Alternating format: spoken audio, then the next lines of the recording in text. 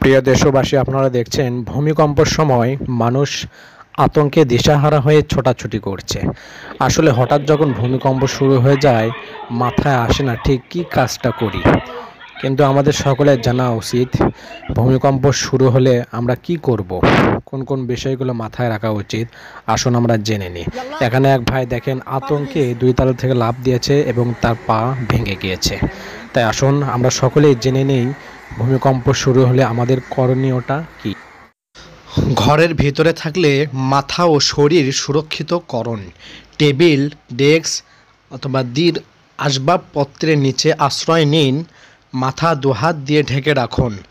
জানালা, কাচ, ভারী আলমারি, ফ্যান থেকে দূরে থাকুন। দৌড়দৌড়ি করবেন না। ভূমিকম্প চলাকালীন ঘরের বাইরে যাওয়ার চেষ্টা করবেন না। লিফট ব্যবহার করবেন না।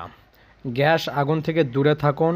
রান্না করছিলেন, চুলা বন্ধ করতে গেলে ঝুঁকি হতে পারে।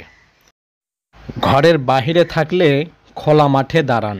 বিল্ডিং, বিদ্যুতের খুঁটি, গাছ, ব্রিজ থেকে দূরে থাকুন।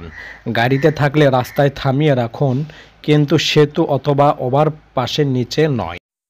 ভূমিকম্প চলাকালীন অতিরিক্ত করণীয়: দরজা বা দরজার ফ্রেমে দাঁড়াবেন না। আগে মনে করা হতো দরজার ফ্রেমে নিরাপদ। এটা ভুল ধারণা, এখন বিশেষজ্ঞরা এটি নিষিদ্ধ করেছেন। মোবাইলে ফ্ল্যাশ লাইট ব্যবহার করবেন, লাইট ধরে দৌড়াবেন না। অন্ধকারে আতঙ্কে দৌড়ালে আঘাত পাওয়ার সম্ভাবনা বেশি। লোডশেডিং বা বিদ্যুৎ গেলে শান্ত থাকুন। খুব বেশি লোক আতঙ্কে সিঁড়ি দিয়ে নামতে গিয়ে দুর্ঘটনায় পড়ে। বাড়িতে ছোট বাচ্চা বা বয়স্ক থাকলে আগে তাদের মাথা ও ঘাড় সুরক্ষিত করুন। মাথায় হেলমেট, বালিশ বা নরম কিছু দিতে পারেন। তাদের পাশে থাকুন যাতে আতঙ্কে দৌড়ে না যায়। ভূমিকম্প থেমে যাওয়ার পরে গ্যাস, পানি, বিদ্যুৎ লাইন চেক করুন। লিকেজ হলে বিশেষজ্ঞকে জানান। বাড়ির ক্ষতি হলে ভেতরে প্রবেশের আগে সতর্ক হন। আফটার শক হতে পারে, তাই সতর্ক থাকুন।